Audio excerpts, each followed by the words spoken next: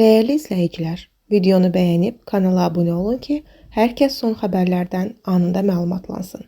Cəlilabadda etkin düşmüş hesab edilən qadın axtarılır. Cəlilabad rayon sakini 26 yaşlı Mətənnət Hüseynova fevralın 9-da rayonun Sərhədabad kəndində yaşadığı evdən çıxıb naməlum istiqamətə gedərək bir daha geri qayıtmayıb. Onun barəsində məlumat olanlardan Daxili İşlər Nazirliyinin 102 xidməti zəng mərkəzinə, həmçinin 055 248 1733 mobil nömrəsinə zəng edərək məlumat vermələri xahiş olunur. O məbləğlə uşaq saxlamaq olar, təkcə məktəblə vəzminatı 700 manat tutur.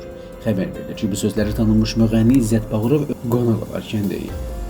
Müğənni boşandıqdan sonra övladına qarşı məsuliyyətsiz davranan və az məbləğlə aliment ödəyən kişilərlə bağlı sərt fikirlər səsləndirir. Məhkəmə aliment kəsir, deyirlər 200 manat. Heç bu pulla uşaq saxlamaq olar. Bunun paltarı var, gəzməyi var, xəstələnəndə dərmanı var.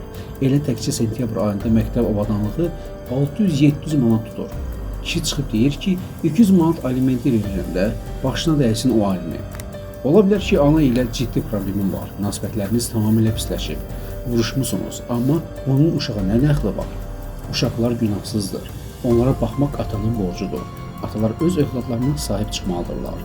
Sənətçinin bu çıxışı studiyada və sosial şəbəkələrdə böyük dəstək qazanıb.